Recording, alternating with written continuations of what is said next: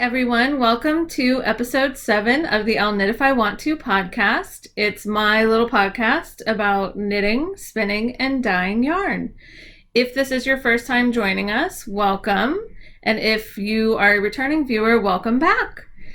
It has been a very busy holiday season, and today is, I believe, December 30th. I've been on Christmas break for a while, so you'll have to forgive me. Whenever I'm on a prolonged break from work, I tend to forget the day of the week or even the date. So I believe it is the 30th. So we are wrapping up 2016. Our family had a wonderful holiday. My mother was over for Christmas, and the kids opened all their gifts from everybody, and that was tons of fun. Everyone got everything they wanted from Santa. And then we did a second celebration with my mother-in-law, so that was fun.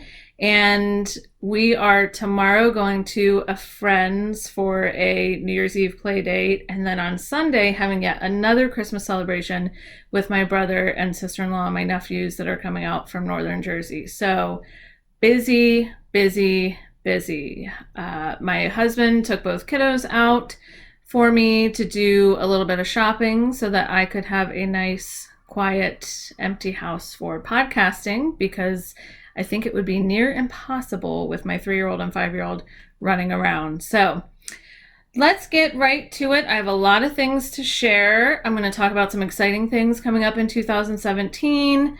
Our Knitalong that is starting in just a couple of days, and some really cool new things that are going to be added to the shop in the update on January 1st. So let's get right down to it. So the first segment is off the needles. So we'll be looking at some finished objects that I have finished as of recently. And the first that I have are my Hermione's Everyday Socks. And this is the first time I've knit a patterned sock. I have only done vanilla socks. I did vanilla socks with a gusset heel once. Then I only knit vanilla socks with Fish Lips Kiss Heel.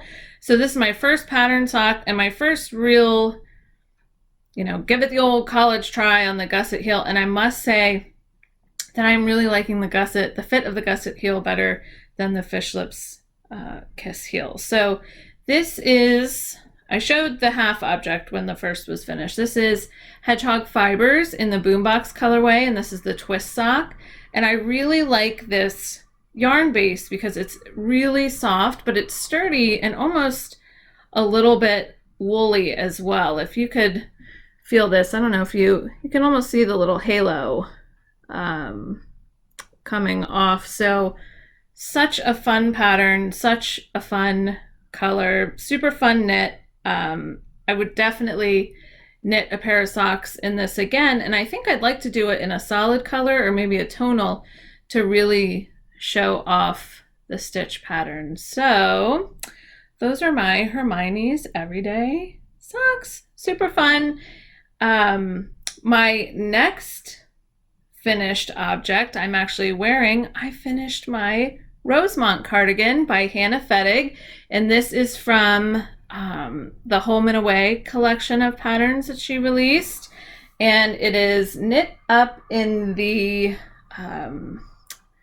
Primrose Yarn Company in the Snow Owl colorway. So you see a good variation in the yarn color there. I made the sleeves nice and long, so this could be my cozy house sweater.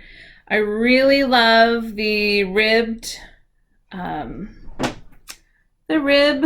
ridge. You do short row, so it's a little thicker at the top, ribbing at the bottom, and it's a very nice size that the collar is able to fold over in the back. It's so cozy, so soft, and so stretchy, and excuse me, sure to be my favorite sweater for the rest of this winter season. It was super fun. I actually have almost an entire cake of the yarn left, and it was a Duchess skein on the Rhaegar base. So it was a 400 yard skein of worsted weight yarn, and I almost have an entire skein left So I'm planning on knitting a hat to match, or maybe slippers.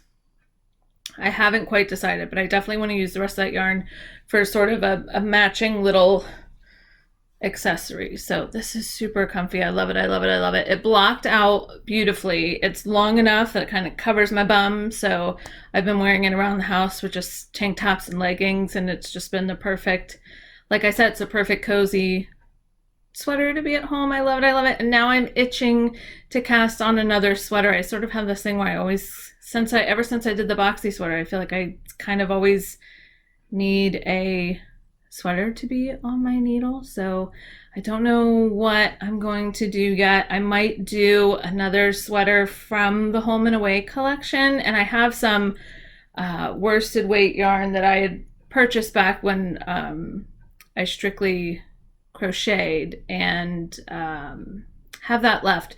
So I might pick something else out from that collection. So on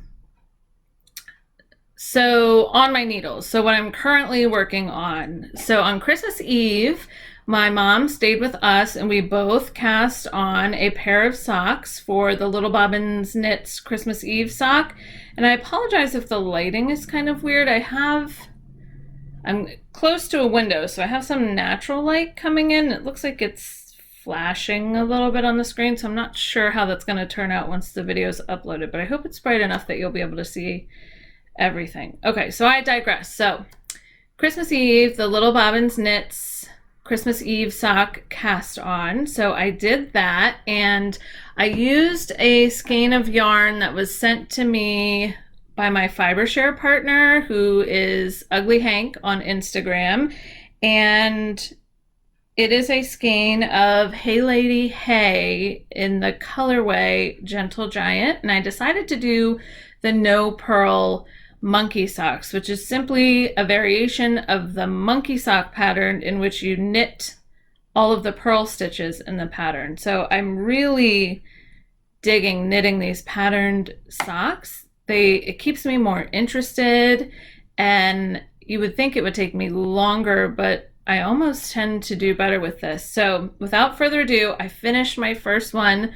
last night, which is sort of a personal record as far as time in knitting socks. So here is this No Purl monkey sock in the Hey Lady Hey Gentle Giant colorway. So you can see that it's on sort of a latte colored base with some more limey green, almost like a turquoisey hunter green red, and then every once in a while you get a little bit of purple. But I think this is just gorgeous. I love the way the pattern shows off the color. It doesn't overwhelm the color. The heel flap is just straight stockinette, which I almost wish I had done that slightly modified garter edged Eye of the Partridge heel, because I really like the interest in the heel flap. I thought this was a little plain, but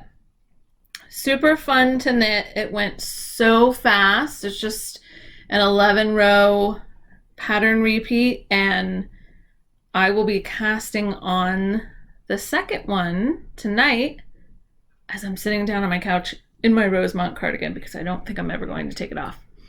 So here is my half finished object. So this is the No Purl monkey sock, and I will put the designer's name down here so everyone can find this if they want to. It was a free pattern on Ravelry. It is written with the purl stitches, so in my little notebook that I got from Mrs. Brown's bag with the stockinette stitch on it, I sort of rewrote it and substituted knit stitches for all the purl stitches. So there it is. It's lovely and it fits beautifully, so that's very exciting. The next thing I have on my needle, which I'm not working on too much because I want to sort of be working on this during the Knitalong in January, in addition to the Stathis shawl from Flying Fibres that I'm going to be casting on. But you may have seen this before in earlier episodes and then it kind of disappeared. But this is a shawl that I'm knitting with hand spun yarn. And this is the Facil shawl. Again, I'll include the designer's name on the bottom. And this is being knit with hand spun yarn that I spun with fiber from Classy Squid Fiber Company in the Icelandic Dreams mini bats set. It is super soft. And you'll see it starts with red, goes to orange, yellow, green, this really vivid blue, and then to hot pink. So super easy, sort of TV knitting. You get this really cool yarn overs for the shaping of the shawl. And I only have this much left of the first cake, so I will soon be moving to my second cake, which actually starts with the hot pink and then will work its way back to red at the edge of the shawl. So I'm really excited to finish this. It's super soft. I think it's going to be a pretty decent size. It's going to block nicely, and I will be excited to wear this. So like I said, I want to work on this in January during our knit along, which I'll talk a little bit more about towards the end of the podcast, in addition to the other shawl that I'll be casting on January 1st for that. So that is that. So that's what's on my needles. Now this next one is sort of different. It's not necessarily on needles, it's on my hook. And I think a lot of us in the fiber community right now are falling down that crochet rabbit hole. I know I first saw Chelsea from the Legacy Knits podcast working on the blanket, and then I chatted with her a bit, saw which pattern she was using, and had to cast one on for myself. Crochet is actually my first, I call it my first fiber love. I did that for a number of years before learning to knit, and I always crocheted things for other people. So this is the first thing I'm sort of crocheting for myself. So it is growing in size. It has everything from my own hand-dyed yarn, mini skein sent to me by Jenny from Tiny Paper Foxes in the, I can't think of what the name of her podcast is now, but sent from her. I've got mini skeins from Andy of AndreSueKnits. I have leftovers from my boxy sweater from my Hermione's Everyday Socks. I have this fun rainbow mini skein. I can't remember where I got that. I have some of my first hand spun singles, which up close look sort of atrocious, but I think they're fun in the blanket. Here's some Hue Loco Purple People Eater, and then my own hand-dyed yarn that was left after completing my building block shawl. So it's rather, my other shawl is trying to hitch a ride here. It is rather long. I wanted it to be, you know, long enough to sort of been thrown on a bed or cover up and be cozy in the living room. And it's getting some length to it. So I'm really excited about that. It's super fun. The only thing that was sort of a pain with this was switching from scraps to scraps to scraps. So I made a magic cake of the scraps that I wanted to use. So I have my own here, from my building block shawl down to some skinny singles that were in my exploration station, and in the middle is some yarn that I dyed, some purple yarn that I dyed for heels and toes on a sock. And these magic cakes are just fantastic. The yarn is joined using a double knot, which is similar to the knot that rock climbers use when they're joining ropes. So it's really secure. Haven't had a single problem with it. It's nice because you can cut the ends pretty closely because it is such a secure knot. So this sort of inspired the next really fun thing that's going into the shop that if you're interested in what's in the shop, you can stick around towards the end of the podcast and I'll be going over that. So that is my granny stripe blanket. that I'm working on. And again, it's so fun, super easy, great TV knitting. You know, once I'm been working on my socks for a while and starting to get sort of sleepy and don't want to make mistakes, it's quick to just pull out the granny stripe blanket and start working on that. So the next segment, you'll have to excuse me, I keep peeking at my notes here, on the bobbin. So I haven't had any real progress as far as spinning, just because I've been knitting so crazily to finish my Hermione's Everyday Socks, started my Christmas Eve cast on. I'm getting everything ready to go for the Knitalong, but I did get some really happy mail today, and these are one of my Christmas presents. And I finally got my Akerworks bobbins, specifically for my spinning wheel, in the magenta color with the lotus leaf pattern. Hello. How awesome are these? These are handmade, made to order, and I got 3, and they come in this awesome packaging. They're flat pack, so you actually put them together before you use them. I got 3 of them so that I could be possibly spinning 2 things at a time, because I get really excited about what I'm spinning, and I'm not a super fast spinner, and I don't have a ton of time to dedicate to it, so I can't get a lot done in one shot, and I tend to get bored with what's on my wheel. So I figured if I had at least 2 complete sets of bobbins, which in my mind is 3 bobbins, that I could be spinning something and then switch to spinning something else. And I'm really excited for these. They're just beautifully made. If you spin, check them out. Akerworks. They're located in Knoxville, Tennessee. And what I'm really excited about is the Ashford Kiwi 2 bobbins that I currently have are solid wood. So as I'm spinning, I have to sort of stand up and look over my bobbin to see how much I have built up and whether or not I need to start sliding my hook. So I think with these, I'm really excited to be able to see through them.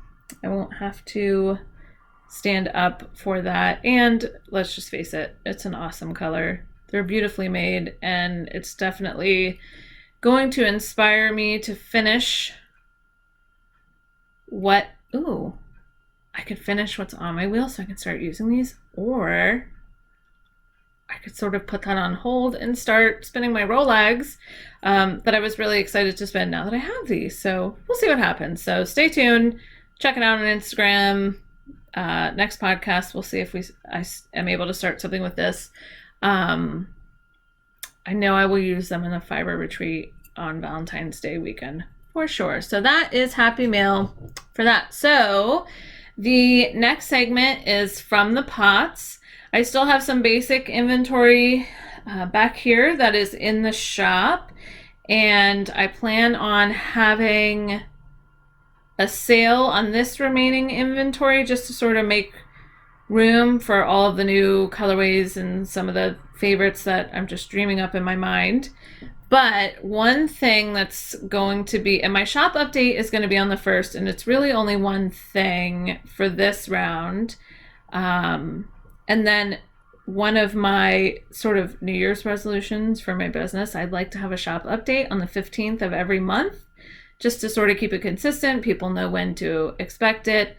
I never really had a ton in the shop this year because the bulk of my dyeing was for vending for festivals and fairs, and also wholesale orders for local yarn shops, and my super large order for Jimmy Bean's wool. So I sort of spent all of my time and effort for those things. However, in the new year, I would really like to consistently update and keep some new and exciting things coming to the shop. So check out that. But so the 1st of January, I'm going to upload. I have a limited number of these magic cakes, which I'm going to be calling layered cakes in the shop. And what it is 20 different colorways. So 5 grams of 20 different colorways to give you a 100-gram cake which is perfect if you're falling down that crochet rabbit hole, or if you want to knit scrappy socks. It's enough for that. And this is in my simple sock base, so I believe it's 75% superwash merino, 25% nylon, 4-ply, super soft, super squishy, and it's it might be a little tricky, but there are 20 different colors in there. So it's going to keep your socks exciting, keep your granny stripe blanket exciting. So like I said, there's going to be a limited number of these in the shop, and then once this first batch of layer cake sells out, I plan on opening some pre-order spots for the next batch if there seems to be an interest for that. So yeah, so that's really exciting. So that's the only thing that's going to be added to the shop on the 1st, and then I start my regularly scheduled shop updates on the 15th of January, at which point the 2016 inventory will go on sale, and I'll be adding some really fun stuff to the shop then. So if you are interested, set a reminder, January 1st, I plan on the update going live at noon. So this color on the outside is super fun too. So this has solid, semi-solid, variegated, speckled colorways, all in an order that sort of makes sense. I didn't butt up all the neons together or all the speckleds together, but kind of split it up so it would keep things really interesting. So that is a layer cake, and some of those will be going in the shop on the 1st. So that's it as far as that. And I apologize if you hear the wind, but it is wicked here. I'm looking out the window right now, and we sort of live in the bottom of a valley, and the wind just whips through, and some nights I even feel like the siding is going to be ripped off of the house just because of where we live, and it's really windy right now. Okay, next thing. Starting January 1st, myself and the ladies of Legacy Knits are co-hosting a knit-along. It is the Cold Shoulder Cal. So I've spoken about it before on the podcast. It's a shawl along. Anything you have that is less than halfway finished or anything new is eligible. Please join the I'll Knit If I Want To podcast Ravelry group. There is a chatter thread up there. People are sort of posting their yarn and the patterns and what they're going to start casting on. And there's a finished object thread there as well. At the end of the cowl, we're going to be selecting one winner from the chatter threads and one winner from the finished object threads in my group, and then also in Chelsea and Sue's group as well. So please, please, please make sure you are posting in both places, because you're doubling your chances at some really awesome prize packages. So I know that I have shown we have a sock blank from Andy of AndreSueKnits. We have tons of goodies from Joanna at the Nome Knitter, notions pouches from Roberta at Steel City Stitcher, and I just got, I just got a one-of-a-kind project bag from Woodsy and Wild, which that is her name on Instagram and also the name of her Etsy shop. And it's really getting dark very quickly here. I apologize, light is fading, but luckily for us, we're almost done. So this is just gorgeous. One-of-a-kind wedge bag. So it looks like it'd be perfect for socks or maybe even a small shawl. It has a beautiful metal zipper and lovely lining, cutest tag, and it has pockets on the inside.